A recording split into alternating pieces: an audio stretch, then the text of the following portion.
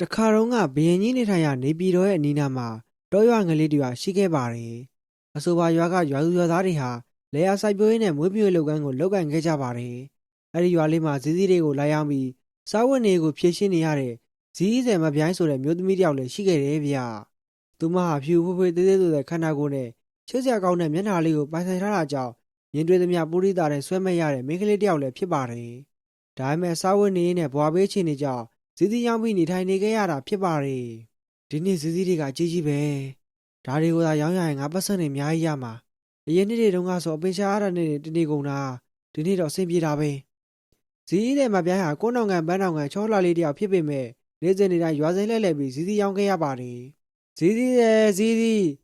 သီးလေးတွေကကြီးပြီးတော့ချိုးတယ်နော်။တစ်လုံးလောက်စားကြည့်အောင်နဲ့ဆွေမျိုးပါမိမဲ့ဇီးသီးတွေပါရှင့်။ဇီးသီးရဲ့ဇီးသီးလေးမှငါချက်ပဲနော်။ဇီးရဲ့ဇီးလေးတွေဝယ်ကြမလားရှင့်အဲ့ဒီမှာတော့ဇီးတဲ့မပြိုင်းဟာခါတိုင်းနေ့လိုမရောင်းရပဲဈေးဥမပေါက်ပဲဖြစ်နေခဲ့ပါတယ်ဇီးရောင်းမှထမင်းစားရတာကြောင့်အစင်မပြေတော့တဲ့သူ့ရဲ့ဘွားကြီးကိုတွေးရင်စိတ်ပြက်လက်ပြက်နဲ့ညီးတွားလိုက်ပါတော့တယ်ဟာစိတ်ပြက်လိုက်တာဒီနေ့ဈေးကိုမပေါက်သေးဘူးငါဘာနဲ့သွားစားရမလဲလူတွေကလည်းဒီနေ့ကြမှာဘာဖြစ်နေကြလဲမသိဘူးအရင်တုန်းကရောင်းကောင်းတော့ဒီနေ့ကြမှာလားကိုမွေးကြဘူးမဖြစ်သေးဘူးဒီပုံစံတိုင်းဆိုငါထမင်းကတ်တော့မယ်ငါမကုန်မချင်းတရားပြီးတရားဆရာမအေးဒီလိုနဲ့မပြိုင်းတယောက်ဇီးစည်းချင်းလေးကိုကိုင်ကလူထက်ရဈေးထဲမှာရောင်းချခဲ့ပါတယ်ဒါပေမဲ့သူ့ရဲ့ဇီးစည်းကိုမွေကြတာကြောင့်သူအပဲတင်းထိုးရမှုကြံစီရပါတော့တယ်အဖွားကျမဇီးလေးတွေကချိုးတယ်ရှင့်အဖွားစားကြည့်ပါလားဆိုမျိုးပါမေးသွားစီရမယ်တိတ်မှ9ချက်ပါရှင့်အဖွားလုံးညင်ဆိုရင်2ချက်နဲ့ယူသွားလေတော်ပါပြီသမီးလေးရဲ့အဖွားကဈေးလာဝယ်တာပါအခုဟင်းချက်စရာတွေဝယ်လိုက်လို့ကုန်သွားပြီကွအဲ့နောက်မှာတော့ဇီးတဲ့မပြိုင်းတယောက်ရွာဦးကိုပေါလှည့်လှည့်ရောင်းချရင်ဘရင်ကြီးကနန်းတော်ရှိကိုရောင်းလဲလဲနဲ့ရောက်သွားခဲ့ပါတယ်အဲ့ဒီချိန်သူမရဲ့ဇီးလေးဟာပုံမြက်ခဲ့ပဲဈေးဥမပေါပဲဖြစ်နေခဲ့တာပါဒါပေမဲ့သူမကတော့လက်မလျှော့ခဲ့ပဲနန်းတော်ရှိမှာဈေးရောင်းဖို့စတင်ခဲ့ပါတယ်ဇီးလက်ဆက်ချုံမင်းနဲ့ဇီးလေးတွေရမယ်နော်တခါစားပြီးအောင်နဲ့ဆွေမျိုးပါမိတယ်ပြီးတော့မချုံရင်လည်းပြန်လဲပေးတယ်ရှင့်တိတ်မှ9ချက်ပါမချုံရင်လည်းပြန်လဲပေးအောင်ပါရှင့်ဇီးချိုလေးရမယ်နော်ကျမဇီးလေးတွေကရီရွှမ်းပြီးရတာရှိရဲ့နော်သူမဟာနန်းတော်ရဲ့ရှေ့မှာပဲချင်းချာမြင့်စွာအော်ဟင်ရောင်းချနေခဲ့ပါတယ်သူမရဲ့တရားကြီးလေးနဲ့တန်လေးဟာနန်းတော်တစ်ခုလုံးကိုဖုံးလွှမ်းသွားခဲ့ပေမဲ့တာဝန်ကိုစီနဲ့ဖြစ်နေခဲ့ကြတာကြောင့်ဘသူကမှထွက်မွယ်ခဲ့ကြပါဘူးဒါပေမဲ့ဘရင်ကြီးကတော့ဇီးတဲ့မပြိုင်းရဲ့တရားချင်းဥပွဲတန်လေးကိုတည်ထားမိခဲ့ပါတယ်ဘသူလဲဟာငါနန်းတော်ရှိမှာဇီးလိုက်အောင်တာဘယ်ကမျိုးသမီးလဲ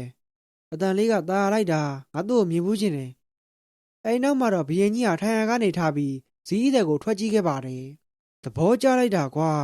ငါဒီလိုတမ်းမျိုးတစ်ခါမှမကြဘူးနမိမယ်လာတောင်ထင်ရတယ်အရန်လာတဲ့မျိုးသမီးလေးပဲအတန်ရောရွကပြောစရာကိုမလိုငါတို့နည်းနည်းသူတွေထက်တော့တော်လေးချောတယ်နော်အဲ့ဒီချိန်မှာပဲကလေးငယ်ဟာမပြိုင်းရဲ့နားကိုရောက်လာပြီးဇီးဝယ်ဖို့ခေါ်လိုက်ပါတယ်အမတန်လေးကချိုးလိုက်တာညီမဇီးလေးဝယ်ချလို့ပါအမတန်လေးကိုကြားလို့လာဝယ်ရတာပါအေးပါညီမလေးရဲ့အမကိုရမ်းမြောက်တာပဲအဲ့လိုမပြောလဲအမကဈေးလျှော့ပေးမှာပေါ့အခုမညီမလေးကိုဥပပါထည့်ပေးအောင်မယ်နော်ဘရင်ကြီးကတော့ဇီးတဲ့မပြိုင်းရဲ့ချစ်စရာကောင်းတဲ့မူရာတွေကိုကြည့်ပြီးသဘောကျနှစ်သက်နေခဲ့ပါတယ်ဒီမင်းကလေးကဘာလို့ဒီတော့လေးလှနေရတာလဲအတန်လေးကလည်းချိုးနေတာပဲသူ့ကိုသဘောကျလိုက်တာသူမရဲ့လှကနတ်သမီးထက်တောင်ပိုပြီးတော့လှနေပါလားညီမလေးဇီးတွေကမချွင်ပြန်လာလဲလို့ရတယ်နော်အမခံနေညီမလေးတို့လည်းပိုးပါထည့်ပေးလိုက်တယ်နော်ကောင်းတယ်မရေစားလို့ကောင်းလိုက်တာဇီးတွေကရမ်းချိုးတာပဲဒီတိုင်းလာခဲ့နော်ညီမလေးဝယ်မယ်သွားယူမရေသဘောကျလိုက်တာကွာရုပ်ချောမောတဲ့ပြင်စိတ်နေစိတ်ထားလေးကလည်းမစိုးရှာဘူး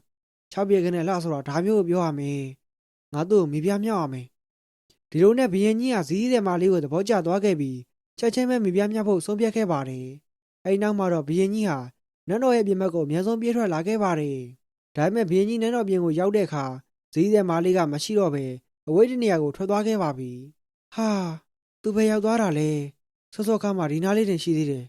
ဒုက္ခပါပဲကွာငါတို့တွေ့ချင်ပါတယ်ဆိုမှဘယ်လိုရှာရမလဲဘရင်ကြီးကဇီးတဲ့မပြိုင်းကိုမတွေ့တော့တာကြောင့်ဝမ်းနေသွားခဲ့ပြီးဘလို့ပုံနဲ့ရှာဖွေရမလဲဆိုတာကိုစဉ်းစားရကြက်သွားခဲ့ပါတယ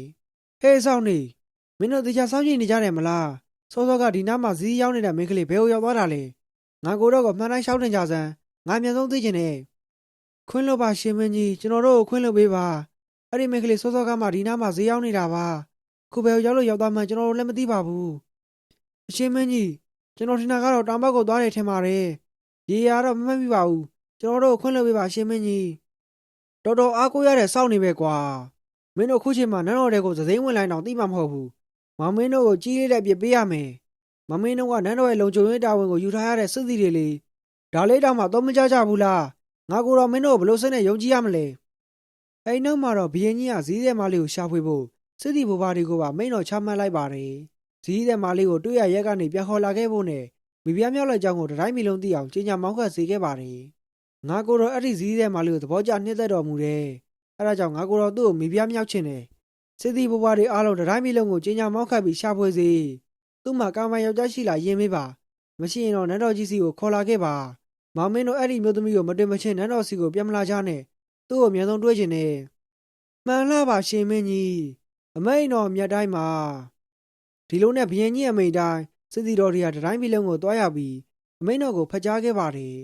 နောက်ဆုံးမှာတော့သူတို့ဟာဇီးရဲမာလေးရဲ့မိုးရမြေဇာတိရွာလေးကိုရောက်လာပါတော့တယ်ဒိုင်းသူပြည်သားလူများပေါင်းတို့ရေမြင့်သခင်ရှင်ဘုရင်မြတ်ကြီးကမိန်တော်ရှိလိုက်သည်မှာလွန်ခဲ့တဲ့ရက်နှန်းငယ်တွင်းကနန်းတော်ရှိမှဇီးသီးလာရောက်တဲ့မြို့သမီးလေးရောက်ရက်ကနေချက်ချင်းသတင်းပို့ပါဘုရင်မြတ်ကြီးကမိဖုရားမြောက်လိုက်တယ်ခုချက်ချင်းနန်းတော်ကိုပြန်ကြွတော်မူပါဒါမဲ့လိန်ညာသတင်းပို့ခဲ့ရင်တော့တေတံပေးခံရပါလိမ့်မယ်ဇီးတဲ့ဆိုမှတော့ဘယ်သူရှိမလဲကိုကောင်မမိဖုရားမဲ့နေမှာပေါ့ဟုတ်တယ်ဟိုတနေ့ကမှသူ့မျိုးထဲမှာသွားပြီးဇီးသီးရောက်တာလေလူဆိုတာအများနဲ့ဆင်းရဲမနေဘူးနော်သူကန်ကောက်လိုက်တာသူဇီးသီးရောက်တာကမိဖုရားဖြစ်တယ်ငါတို့ငါရောက်တာကအကျွေးရှင်တွေလာတော့တာခံရတယ်ငါတော့မှဇီးသီးရောက်ချင်လာပြီကွာရဲမက်တွေကျွန်တော်ကဒီရွာကရွာလူကြီးပါအရှင်မင်းကြီးပြောတဲ့သူကိုကျွန်တော်မျိုးသိပါတယ်သူကကျွန်တော်ရွာကဇီးတဲ့မပြိုင်းမှာသူအရင်ရက်ကမှမြို့ပေါ်တက်ပြီးဈေးရောက်ပါတယ်ကျွန်တော်တို့ရွာမှာသူကချောဆုံးလာဆုံးကိုနောင်ခိုင်မှာဒါပေမဲ့သူကခုဒီမှာမရှိပါဘူးသူကတနေ့ကုန်တနေ့ကဈေးစီခူးပြီးတော့ရောက်နေရတာပါသူရှိတဲ့နေရာကိုကျွန်မသိတယ်ရဲမက်ကြီးတို့သူ့ကိုဈေးစီပင်နာမှာတွားချလိုက်ပါသူတရားပေါက်ရှိတယ်ဆိုတော့အာမခံတယ်ဒီလိုနဲ့စစ်စီတွေကမပြိုင်းဈေးစီခူးတဲ့နေရာထိကိုလိုက်လာပြီးဘီရင်ကြီးအမိန့်တော်ကိုဖျက်ချခဲ့ပါတယ်ဇီးတဲ့မာလေးဘွားကနေမထင်မှတ်ထားပဲမိဖုရားဘွားကိုလိုလိုရောက်သွားခဲ့တဲ့အတွက်မပြိုင်းတဲ့ဝမ်းသာမဆုံဖြစ်နေခဲ့တာပါဘီရင်ကြီးအမိန့်တိုင်းဆိုငါမနေ့ကမှနန်းတော်သားမှာဇီးသွားရောက်တာငါတော်တော်ကန်ကောင်းတာပ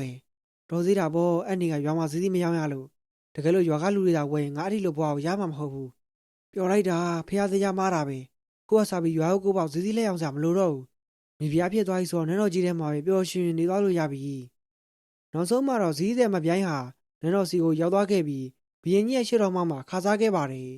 ဘီရင်ကြီးကတော့မပြိုင်းကိုမိဖုရားမြောက်ဖို့အားကိုးစရာလျောင်ကြားရှိမရှိသေချာအောင်မေးမြန်းခဲ့ပါတယ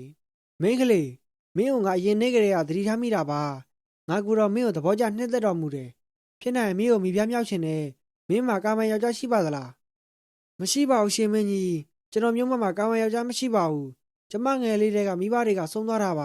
ါကျမကိုဖွားကဆောင်းချောက်ခဲ့တာခုဖွားလည်းမရှိတော့ပါဘူးအဲဒါကြောင့်ရွာထဲမှာဇီးလက်ရောက်ပြီးနေထိုင်ခဲ့ရပါတယ်ရှင်မင်းကြီးဇီးတဲ့မပြိုင်းစီကနေကာမန်ယောက်ျားမရှိတဲ့အပြိုးလေးဆိုတာကိုသိသွားတဲ့အခါဘီရင်ကြီးကဝမ်းသာအားရဖြစ်သွားပြီးချက်ချင်းပဲမိဖုရားမြောက်လိုက်ပါတော့တယ်ဒီလိုနဲ့ရထဲရွာတွေကတာမန်ကျေးတော်စုလေးဇီးတဲ့မပြိုင်းဟာစိုက်ကောလို့ခြုံမော်ရောက်ခဲ့ပြီးနေချင်းညချင်းပဲမိဖုရားဖြစ်လာခဲ့ပါတယ်ဟေးကိုရန်တော်ကြီးငါ့ကိုတခြားကြည်စမ်းပါဒီဝေစားကငါနဲ့လိုက်ရလားငါဘလို့နေလဲကြည်ကောင်းရလားဟုတ်ကဲ့ပါရှင်မလိုက်ဖက်ပါတယ်အရှင်မကငကိုရဲကလာပြီးသားဆိုတော့ဘာဝေလှပါတယ်အရှင်မကသာဘီရင်ကြီးမြင်သွားရင်ဘီရင်ကြီးကသဘောကျသွားမှသိကြတယ်အရှင်မကဘာစိတ်တွေများစားလို့ဓာတ်တွေလှနေရတာလဲကျမလည်းအရှင်မလိုမျိုးလှချင်လိုက်တာဟာဟာဟာနင်းနေတော့ငါ့ကိုမြှောက်နေပြန်ပါပြီဟဲ့တရက်မှာတော့ဘီရင်ကြီးရဲ့လောက်ခံစော်ပွားတွေဟာကွန်ပန်နာတွေနဲ့တူသူတို့တွေကထွက်တဲ့အသီးနှံတွေကိုလောက်ဆက်သားခဲ့ကြပါတယ်တကယ်တော့ဘီရင်ကြီးကဘုံတကိုကြီးမှပြီးလောက်ခံပြည်နယ်တွေများပြားတာကြောင့်ရရှိတဲ့ကွန်ပန်နာတွေကလည်းများပြားလာပါတယ်အဆိုပါကွန်ပန်နာတွေထဲမှာတော့မဏိပူရပြည်နယ်ကဆက်သားလိုက်တဲ့ဇီးတွေလည်းပါဝင်ခဲ့တာပါအဲ့ဒီဇီးတွေကြောင့်ဘီရင်ကြီးဟာဒီချိန်ကဇီးမာလီမပြိုင်းကိုသတိရသွားပါတော့တယ်ဒီဇီးတွေကရန်ကိုရီရွှမ်းပြီးတော့လက်ဆက်တဲ့ဇီးတွေပဲဒါကသင်တို့ပြည်နယ်ကဆက်သားတာလားငါကတော့သဘောကျတော်မူတယ်ဒီဇီးတွေကတစ်ချိန်ကငါတို့ရဲ့အမှတ်တရတွေကိုပြန်ပြီးတော့မြင်ရမိတယ်အရှင်မင်းကြီးဒီဇီးတွေကိုပြောတာလားအဲ့ဒီဇီးတွေကကျွန်တော်တို့မဏိပူရပြည်နယ်ကထွက်တာပါတခြားသောသီးနှံတွေနဲ့တူရွှေငွေရတနာများလဲဆက်သားထားပါတယ်ကျွန်တော်ပြည်နယ်ကအရှင်မင်းကြီးကဘုံတကိုးကြောင့်တာယာဝါပြောနေပါတယ်ရှင်မင်းကြီးတကယ်တော့ဘီရင်ကြီးကရွှေငွေကြောက်တံဗရမ ्या ရိတ်ထက်ရှင်တော်တွေကဇီးကိုပဲပြည့်မြင့်နေခဲ့တာပါအကြောင်းကတော့သူ့ရဲ့အသေးနှလုံးကို ဇီးတဲ့မားလေးကချုပ်ကန်ခဲ့တာကိုသတိရသွားခဲ့လို့ပါပဲအေးကောင်းတယ်ကွာအခုလိုမင်းတို့ပြည်နယ်တိုးတက်နေတာကိုဝမ်းသာပါတယ်မင်းတို့ဆက်တဲ့ဇီးတွေကိုသဘောကျတော်မူတယ်ငါကိုတော့ဇီးမစားရတာကြားပြီအရှင်းမင်းကြီးကျွန်တော်တိုင်းပြည်ကရေကန်မြေကန်ကောင်းတော့ခုချိန်ဆိုဇီးတွေအများကြီးသိနေပါတယ်ကျွန်တော်ပြည်နယ်ကဇီးတွေကချိုးမြင့်ပါတယ်ခုလိုရှင်မင်းကြီးသဘောကျတဲ့အတွက်လည်းဝမ်းသာပါတယ်အရှင်မင်းကြီးရဲ့လောက်မှရှိနေလို့ကျွန်တော်တိုင်းပြည်ကအေးချမ်းသာရပြီးအခုလိုသီးနှံတွေထွက်ပြီးပြည်သူပြည်သားတွေလည်းချမ်းသာရတာပါအရှင်မင်းကြီးတို့နောက်ထပ်ဇီးတွေလာရောက်ဆက်သပါအောင်မယ်ကောင်းတယ်မောင်မင်းတို့ပြည်နယ်ကဆက်သတာတွေကိုသဘောကျနှစ်သက်တယ်တကယ်တော့ဇီးတွေကငါကိုရောရဲ့မိဖုရားကိုသတိရစေလို့ပါကွယ်အချိန်ကမိဖုရားကြီးကဇီးဆက်ဖြစ်နေတမွေးကြောင်းခဲ့ရတယ်ဒီဇီးတွေကိုမြင်တော့အချိန်ကမိဖုရားကြီးကိုသတိရမိလို့ပါဇီးသည်လက်ဆက်ချုံမင်းနဲ့ဇီးလေးတွေရမယ်နော်လက်ဆက်ချုံမင်းနဲ့ဇီးလေးပါရှင်တလုံးစားရင်တော့ဆွေမျိုးပါမိမယ်နော်ဘုရင်ကြီးကတချိန်ကအကြောင်းအရာတွေကိုတွေးရင်မိဖုရားကြီးရောက်တဲ့ဇီးကိုမစားခဲ့ရတာကြောင့်ဝမ်းနည်းသွားခဲ့ရပါတယ်ဒါပေမဲ့ငါကိုတော့အဲ့ဇီးကိုမစားခဲ့ရဘူးငါကိုတော့ဆင်းလာတော့သူကတခြားနေရာကိုထွက်သွားတယ်လေအဲ့ဒီဇီးကိုမစားခဲ့ရတာတော်တော်ဝမ်းနည်းစရာကောင်းတာပဲဒီလိုနဲ့တရက်မှာတော့ဘုရင်ကြီးဟာမိဖုရားကြီးနဲ့တူစားတော်ပွဲသုံးဆောင်ရင်ပွဲတော်အုပ်ထဲကဇီးတွေအကြောင်းကိုစကားဆက်မိသွားခဲ့ပါတယ်မိဖုရားကြီးဒီပွဲတော်အုပ်ထဲကဇီးတွေကိုမြင်တော့တစ်ချိန်ကအမှတ်တရတွေကိုသတိရလာမိတယ်အဲ့ဒီတော့ကမင်းရဲ့ဇီးတွေကိုငါကိုတော့မမီးဆန်းခဲ့ရဘူးအခုဒီဇီးတွေကဘယ်လောက်ထိချိုလဲဆိုတော့ငါ့ကိုပြပြစမ်းပါဒါပေမဲ့မိဖုရားကြီးကတော့တိတ်မဲသလိုဘဝမဲသလိုနဲ့ဝိလက်ကြောင်ပဲဖြေနေခဲ့ပါတယ်အရှင်မင်းကြီးကျမအဲ့ဒီဇီးကိုမသိပါဘူးဘလို့မိဖုရားကြီးမင်းရင်ကဇီးရောင်းခဲ့တာလေဘလို့ဖြစ်တာလဲမင်းအတိတ်တွေမြင်မင်းနေတာလားမိဖုရားကြီးမင်းဇီးရောင်းတော့ငါမစားလိုက်ရဘူးဒီနေ့စော်ဘွားတွေလာပြီးဆက်သားလို့တော်သေးတာပေါ့ဒီဇီးတွေကဘလောက်ထိချိုးလဲဘလောက်ထိစားကောင်းလဲဆိုတော့မင်းသိတော့မှငါ့ကိုပြပြစမ်းပါဦးဘုရင်ကြီးကမိဖုရားကြီးကိုတန်တရားစိတ်ဝင်သွားခဲ့ပြီးမရမကမင်းမြတ်မာတော့တယ်ဒါပေမဲ့မိဖုရားကြီးကတော့ဘုရင်ကြီးချိန်မောင်းများစွာမင်းနေတာတောင်မှဘူးခအောင်ငင်းဆန်နေခဲ့တာပါအရှင်မင်းကြီးကျမတကယ်မသိလို့ပါဒီသီးတွေကဇီးတွေလားကျမခုမှမြင်ဘူးတော့တယ်ဘာရရှိမှလဲကျမမသိပါဘူးကျမတခါမှလည်းမစားဘူးပါဘူးကျမမစားဘူးမှတော့ဒါတွေကဘယ်လိုရတာရှိလဲဆိုတော့ကျမဘယ်လိုလုပ်သိမှလဲရှင်မင်းကြီးကျမကိုခဏမပြီးပါနဲ့ကျမတကယ်မသိတာပါဒီလိုနဲ့ဘွားမေ့သွားတဲ့မိဖုရားကြီးရဲ့စိတ်ချင်တွေကိုဘုရင်ကြီးကသတိထားမိသွားခဲ့ပါတယ်ဘုရင်ကြီးကမိဖုရားကြီးအကြောင်းဆုံးလင်းသိရဖို့အတွက်စဉ်းစားတွေးတောကြံထုတ်ပါတော့တယ်မိဖုရားကြီးကအရင်ကစီစီရောင်းခဲ့တာပါဒီသေးကိုမမြင်ဘူးမစားဘူးဆိုတာဘယ်လိုဖြစ်နိုင်မှာလဲသူဟာသိတာမသိဘူးတဲ့လေသူဘွားမေ့သွားပြီထင်ပါတယ်ကိုထင်ကြည့်ပြီးဝင်ဟသွားတာတော့မကောင်းပါဘူးလေလူဆိုတာတမအာဇီဝကြတယ်လို့ဘယ်လို့ကောင်းတာပဲဘွားမေးတာချက်တာယွန်းတာတွေကမကောင်းပါဘူးလေငါသူကြောင့်တေချာသိအောင်လုံးမဖြစ်တော့မယ်ဘုရင်ကြီးအဲ့ဒီလိုတွေးတောနေတဲ့အချိန်မှာပဲမိဖုရားကြီးကခုလိုပြောလိုက်ပြန်ပါတယ်အပြိုတော်တွေအခုချက်ချင်းဒီစပွဲဘော်ကဇီးတွေကိုပြန်ယူသွားကြစမ်းဒါတွေကဘာသိတွေမှမသိဘဲနဲ့နင်တို့ကယူလာတာပေါ့လေနင်တို့ကတေချာလုံးမဘောဟဲ့ဒါတွေကဘာသိတွေမှမသိပဲစားလိုက်စိတ်သိနေဘယ်လိုလုပ်မလဲခုချက်ချင်းယူသွားတော့အရှင်မဒီသေးတွေကိုရှင်မင်းကြီးကတေချာယူခိုင်းထားလို့ပါကျွန်တော်မျိုးမတို့ကိုခွင့်လွှတ်ပေးပါဟုတ်တယ်မိဖုရားကြီးဒီသေးတွေကိုငါကိုတော့တေချာယူခိုင်းထားတာဒါတွေကငါတို့နှစ်ယောက်ကြားမှာအမှတ်တရတွေလေမင်းကဘာကိစ္စနဲ့မေးသွားရတာလဲမိဖုရားကြီးတခြားအမေတာကိုငါလက်ခံပါတယ်ဒီဟာမေးတာကိုတော့ငါဘယ်လို့မှလက်မခံနိုင်ဘူးကဲဒါဆိုလည်းမင်းတလုံးလေးတော့စားကြည့်လေဟဲ့ပြောတော့ဒီမိဖုရားကြီးကိုဇီးဆက်စားလိုက်စမ်း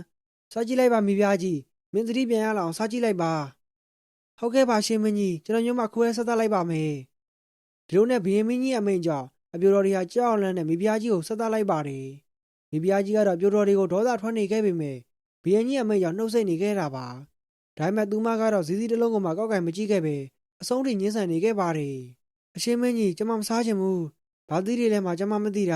ာအစိတ်တွေပါလိုက်ဘယ်လိုလုပ်မလဲစားကြည့်ပါမိဖုရားကြီးတလုံးတော့စားကြည့်ပါငါအများကြီးမတောင်းဆိုပါဘူးတလုံးနဲ့ပါဒါတွေကမင်းနဲ့ငါနဲ့ကြကအမတ်တရားတွေလေတလုံးတော့ဆိုင်မင်းသတိပြန်ရလာမှာပါဘုရင်ကြီးကမိဖုရားကြီးစားကြည့်ဖို့အာဘမတက်ပြောနေခဲ့ပေမဲ့မိဖုရားကြီးကတော့ဘွေမြင်ပြတိတ်မိသွားခဲ့တာကြောင့်ဘူးခေါင်ညင်းဆန်နေခဲ့ပါတယ်တော်ပြီရှင်မင်းကြီးကျွန်မမစားချင်ဘူးဘာသီးတွေမှမသိပဲစားလို့မဖြစ်ဘူးလေတကယ်လို့စိတ်တွေပါလန်ဘယ်လိုလုပ်မလဲတလုံးလည်းကျွန်မမစားရဘူးနှလုံးလည်းမစားရဘူးရှင်မင်းကြီးမိဖုရားကြီးငါမြိုက်တောင်းဆိုနေတာမဟုတ်ပါဘူးတလုံးနဲ့ပါကွာတလုံးနဲ့ပါပြီးတော့ဘာစိတ်မှပါပါဘူးဟာတော်ပြီရှင်မင်းကြီးကျမဘာမှမသိတဲ့အသီးကိုမစားချင်ဘူးဒါတွေကိုပြန်ထားလိုက်ပါကျမကတော့ဘယ်တော့မှစားမှာမဟုတ်ဘူးနော်မိဖုရားကြီးကဘွေမြင်ပြီးလေဟတ်သွားတာကိုဘုရင်ကြီးကဒေါသထွက်သွားခဲ့ပါတယ်ဒါပေမဲ့ဒေါသတွေကိုထုံးပြခဲ့ပဲမိဖုရားကြီးကိုပညာပေးဖို့ကိုသာကြံစီပါတော့တယ်မိဖုရားကြီးကဇီးတဲ့ဘွားကိုမေးချင်အောင်ဆောင်းနေတာပဲ သူကခုလိုစင်တန်းရောက်လာတော့တစ်ချိန်ကဇီးတဲ့ဘွားကိုမေးတယ်ပေါ့လေ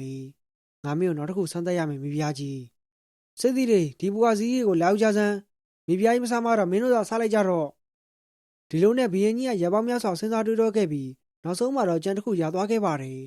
်မိဖုရားကြီးမင်းကချမ်းသာတဲ့ဘွားမှာနေလာရတော့တစ်ချိန်ကဇီးတဲ့ဘွားကိုမေးသွားပြီပေါ့ဘလို့ပဲနေနေမင်းရဲ့အတိတ်ဘွားကိုတော့မမေ့သင့်ပါဘူးလေဒီပုံစံတိုင်းဆိုမဖြစ်သေးဘူးခုတော့ကြံရပြီမင်းရဲ့အရင်ဘွားကိုမှတ်မိအောင်မင်းတို့ရွာကိုသွားရမယ်ဒါမှအရင်ဘွားကိုပြန်ပြီးတော့သတိရလာမှာထောင်လောင်းမမပြီးဘွားမေးတတ်တဲ့မင်းရဲ့စိတ်ကိုဖျက်ပြရမယ်အဲဒီနောက်မှာတော့ဘုရင်ကြီးကရွာကိုသွားဖို့အတွက်စီစဉ်တစ်ခုဆွဲလိုက်ပြီးမိဖုရားကြီးနဲ့တိုင်ပင်ခဲ့ပါတယ်မိဖုရားကြီးမင်းရွာကိုသတိမရဘူးလားမင်းတောင်မှဒီကိုရောက်တာ3မိနစ်သုံးဖို့ရှိပြီနော်ခုချိန်ဆိုရွာကိုသတိရနေရောပေါ့အတော်ပဲဒါကပွင့်လင်းရစီလေခုချိန်ဆိုမင်းတို့ရွာမှာလေယာလုတ်တွေလောက်ကနေကြတဲ့တောင်စီတွေကိုမြင်တွေ့နိုင်တယ်ငါတို့ဘွားလေးတွေဆင်ပြေပြေသိကျင်မိတယ်မင်းလည်းမင်းရွာကိုလည်းငါတို့သွားကြမလားမိဖုရားကြီးငါတော့သွားချင်တယ်ဟုတ်ကဲ့ပါရှင်မင်းကြီးကျမလည်းရွာကိုသတိရပါတယ်ကျမတို့မနေ့ပြန်မဲ့သွားရအောင်လေဒီလိုနဲ့ဘုရင်ကြီးနဲ့မိဖုရားကြီးတို့ဟာစစ်တီပေါင်းပါတွေနဲ့တူဘောရင်ကြီးစီကထွက်လာခဲ့ပါတယ်နောက်ဆုံးမှာတော့မိဖုရားကြီးရဲ့ရွာကိုရောက်လာခဲ့ပြီးရွာထိပ်ကဇီးသီးပင်ကိုကြည့်ကဘုရင်ကြီးကခုလိုပြောလိုက်ပါတယ်မိဖုရားကြီးဒီဇီးပင်ကိုတခြားကြည့်ပါဦးအသီးတွေအများကြီးတီးနေတာနော်မင်းအရင်ကဒီပင်ကအသီးတွေကိုခုပြီးရောင်းခဲ့တာမလားငါတော့တွင်းနဲ့ကိုကျင်းနှူးမိတယ်ကွာမသိပါဘူးရှင်မင်းကြီးအရှင်ပြောသလိုပဲပင်မကသီးတွေကများကြီးပဲနော်အဲ့ဒီသီးတွေကစားလို့ရတာရှင်မင်းကြီးတချို့လုံးတွေကစိမ့်နေပြီတချို့ကတော့နီးနေရနော်နေတဲ့သီးနဲ့စိမ့်တဲ့သီးနဲ့ဘာကွာတာလဲရှင်မင်းကြီးအစိတ်တော့မရှိတော့ဘူးမလားနောက်ဆုံးမှာတော့သူတို့ဟာရွာထဲကိုရောက်လာခဲ့ကြပြီးဘုရင်ကြီးကရွာထဲမှာပေါက်နေတဲ့ဇီးသီးပင်ကိုကြည့်ကမိဖုရားကြီးကိုထပ်မံမေးမြန်းလိုက်ပါတယ်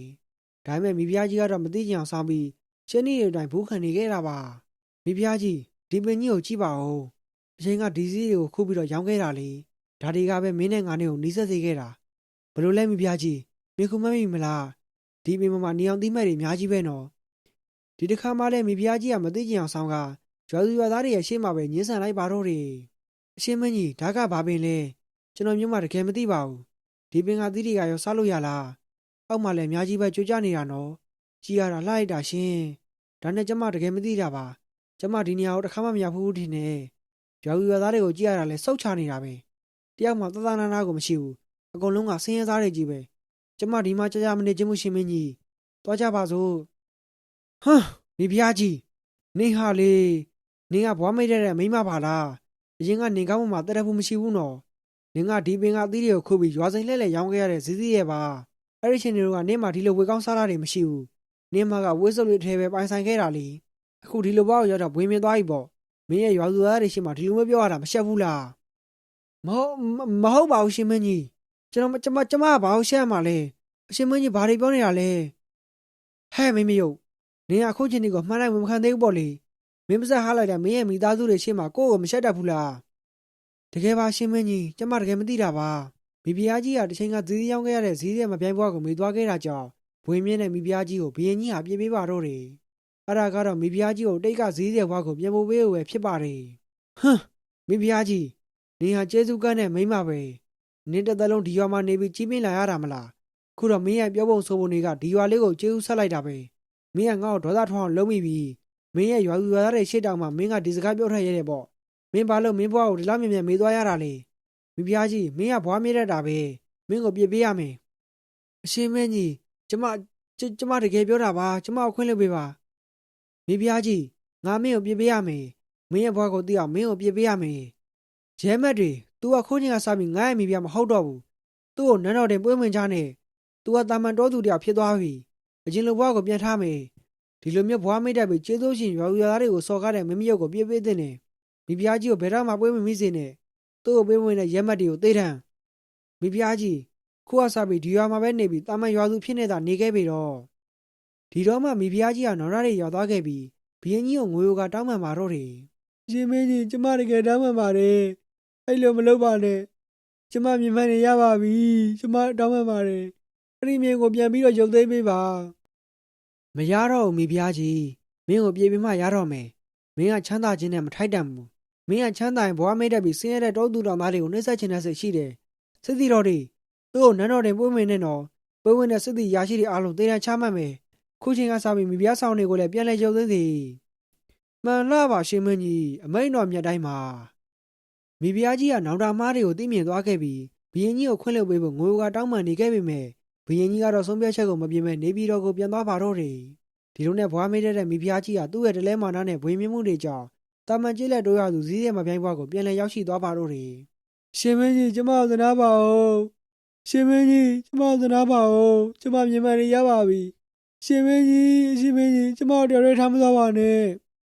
မိဖုရားကြီးကရင်ခွဲမတဲ့အဟိန်ကိုကျွေးနေခဲ့ပေမဲ့ဘုရင်ကြီးကတော့နောက်ကိုတစ်ချက်မှလှည့်မကြည့်ခဲ့ပဲသူ့ရဲ့နန်းတော်စီကိုပြန်သွားခဲ့ပါတယ်ရှင်မင်းကြီးရှင်ပြောတော့ကျမတို့ဘယ်တော့မှမခွဲဘူးဆိုဘာဖြစ်လို့ကျမကိုတားခဲ့ရတာလဲရှင်မင်းကြီးကျွန်တော်မျိုးမသနာတော်မူပါဦးငါစိတ်မကောင်းလိုက်တာဟာမိဖုရားရဲ့ဖြစ်မှဖြစ်ရလေဟာနင်ချမ်းသာလာပြီးတော့မှဘာဖြစ်လို့ဇီးတွေကိုမေးပြလိုက်ရတာလဲနင်တော်တော်မမဲတာပဲခုတော့ချမ်းသာသာနေရတဲ့မိဖုရားဘွားကနေဇီးတဲ့ဘွားကိုပြန်ရောက်သွားပြီလူတွေကယာတုကုန်ချိန်မြင့်လန့်သူတို့ရဲ့တေးဘွားကိုမေးသွားတတ်ကြတယ်အဲ့ဒီခါကျရင်သူတို့လိုပဲနင်းကြတဲ့လူတွေကိုဖိနှိပ်တတ်ကြတယ်ဘွားမပြီးမောင်နှောထောင်းလိုက်တာမကောင်းဘူးမြေးလေးရဲ့ခုတော့သမီးလေးပြုတ်ကြလာတဲ့ခါသမီးနာမှာဘယ်သူမှမရှိတော့ဘူးအတိတ်ဘွားကကုစုကန်ကြောင့်ရုံးအိမ်ချောမောလှပပြီးမိဖုရားဖြစ်ခဲ့ရပြီမဲ့ဘွားမခဲ့တဲ့အတွက်ဒုက္ခရောက်သွားတဲ့ဇီးတဲ့မပြိုင်ပုံမြင်လေးကတော့ပြီးဆုံးလို့သွားခဲ့ဖြစ်ပါတယ်ပုံမြင်လေးကိုကြိုင်းနေတတ်တဲ့ဆိုလိုက်လေးပေးပြီး channel လေးကို subscribe လုပ်ခဲ့ကြဖို့တောင်းဆိုလိုက်ရပါတယ်